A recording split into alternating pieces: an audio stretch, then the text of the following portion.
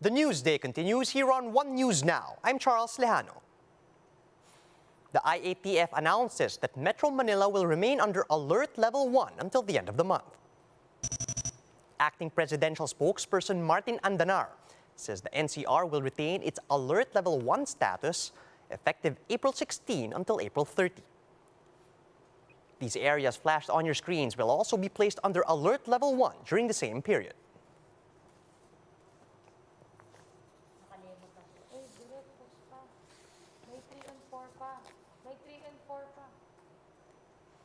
These areas, on the other hand, are placed under Alert Level 2 from April 16 to 30.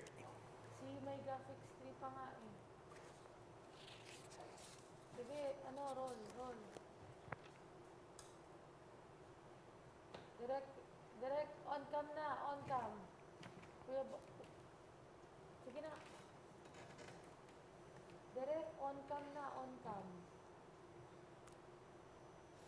Rescue operations continue over at Baybay Leyte, where 2 landslides hit the area following the onslaught of Tropical Depression Agaton. About 300 residents from Barangay Cantagnos are still unaccounted for after the landslide. Search and rescue operations also continue in Barangay Bunga despite the heavy rain. And as of this morning, the LGU noted that 10 barangays were affected by the twin landslides. The death toll from the landslide has risen to 36. 27 people are still missing, while 105 are injured. Hordes of passengers continue to depart up the NAIA to make it to the provinces for the rest of the Holy Week. To give us the latest update on the ground, we now have Shaila Francisco reporting live from the NAIA. Shaila, good morning. Could you tell us the situation over there?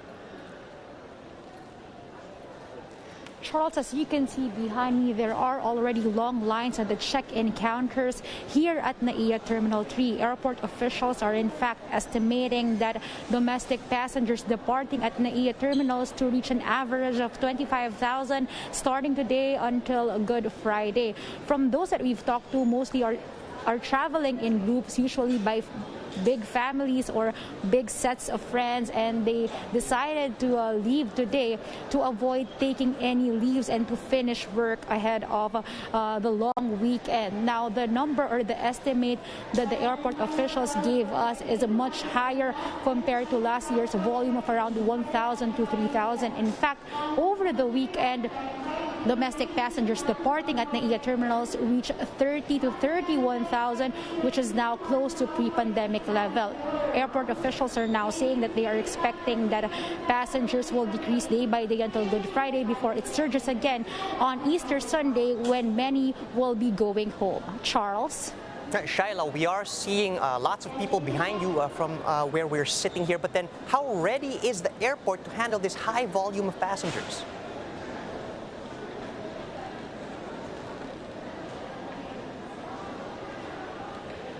Charles, airport officials say they are ready to handle such a volume of passengers. Even before the pandemic, when the passenger volume are much higher, they are already able to accommodate these passengers.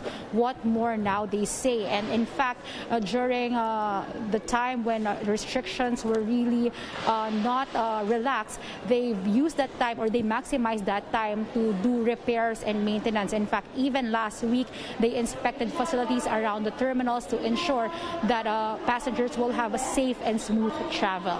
Charles? Yeah, Shaila, for those who are still thinking about traveling elsewhere in the Philippines or even internationally, are there any new travel requirements or restrictions that passengers should take note of?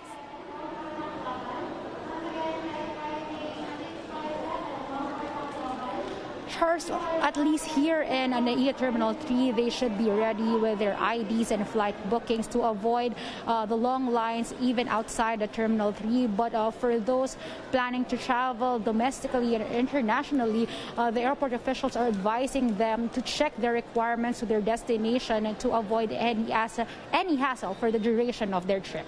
Charles? Shaila, are there any flights that have been affected by the heavy rains experienced over several parts of the country, especially in the Visayas?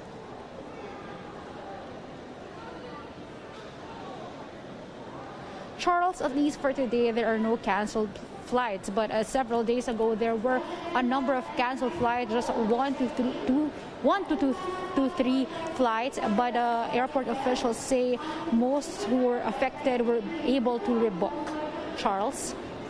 Thanks for those updates, Shaila. That was Shaila Francisco reporting live from the NAIA.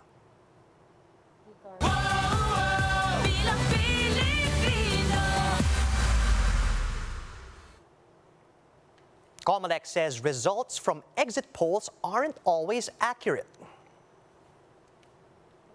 In an interview with the Chiefs, COMELEC Commissioner George Garcia explained that the real exit poll results can only be determined after the May 9 elections. This comes after unverified exit poll results surfaced this week following the start of overseas absentee voting. Sa ating pong Republic Act 9006, yung tinatawag na Fair Elections Act, pinapayagan po kasi ang exit polls. Pero sa ating po mga kababayan, hindi po natin basta-basta pinapaniwalaan yung lahat ng exit polls. Bakit po? Madami po talagang mga bumoboto. Pag tinanong mo na at yung kalabas na ng presinto, maaari hindi rin naman magsabi ng totoo. Po natin alam yung methodology na ginagamit po nila.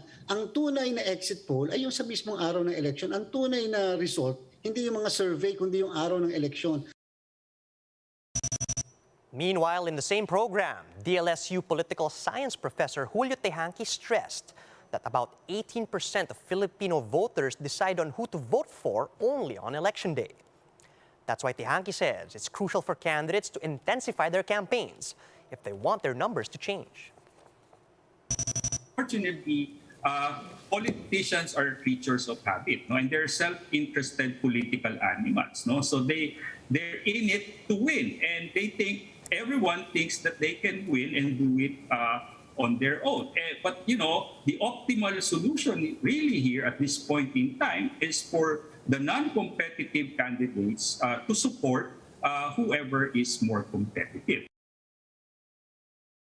We'll be back with more stories after a quick break. Keep it here on One News.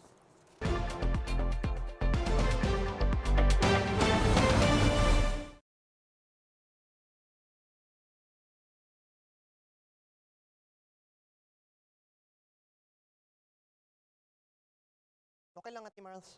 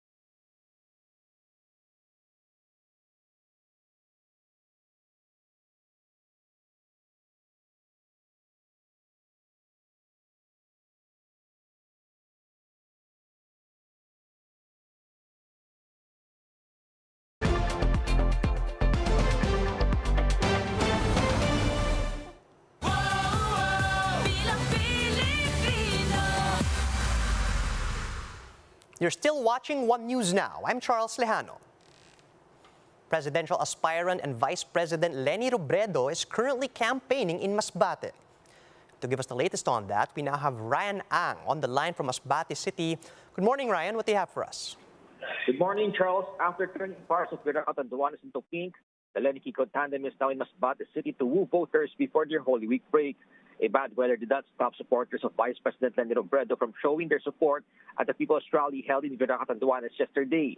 Aika Robredo, VP's eldest daughter, also visited Calabanga, Carbarines Sur to campaign for the tandem. And today, amid the scorching heat, thousands of Masbateños welcomed the Leni Kiko tandem in the People's Rally held at the Jesse M. Robredo Boulevard in Masbate City. Robredo even danced with a group of locals wearing a cowboy hat. She was introduced by District 1 Congressman Narciso Bravo Jr.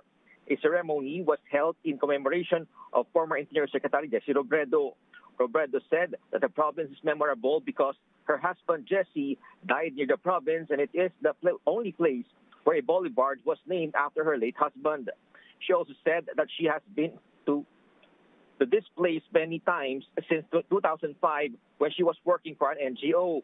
She also frequented the place to extend her help during calamities. Before the event, VP Leni started her day by meeting with Bishop Jose Bantolo, parish priest, and religious leaders at the Liceo de Masbate in Masbate City. After this, she will be visiting the City Hall of Masbate to meet with officials. The tandem will continue their campaign in the city and will take a break for the rest of the Holy Week. But they said they will double their effort in their campaign for the rest of the days before the May election. Charles? Ryan, that was Ryan Ang reporting live from Masbate. A political analyst says many presidentiables find it hard to withdraw from the race due to pride and ego. DLSU political science professor Julio Tehanqui says that at this stage of the campaign, the optimal choice for presidential candidates with low survey numbers would be to withdraw and to endorse one of the top two candidates. Tehanqui says this way they can unite and create a better impact. And still, the analyst believes no candidate will go for this optimal choice because of ego. If the elections were like basketball, we are closing the third quarter and about to enter the final quarter. No? So, kumbaga, ito na yung tinatawag nating ora de peligro, no, sa mga kandidato ngayong eleksyon. No? So, this is, I think, the time for most of these politicians to play the game, the vote is sinking. And those are the top stories at this hour. Join us again later at 2 p.m. as we continue to monitor the day's biggest stories. You can also catch One News on Signal Play. Register for a free account at www.signalplay.com so you can stream One News live anytime and anywhere. I'm Charles Lejano. Mask on, wash hands, and stay safe, Philippines. We're One News.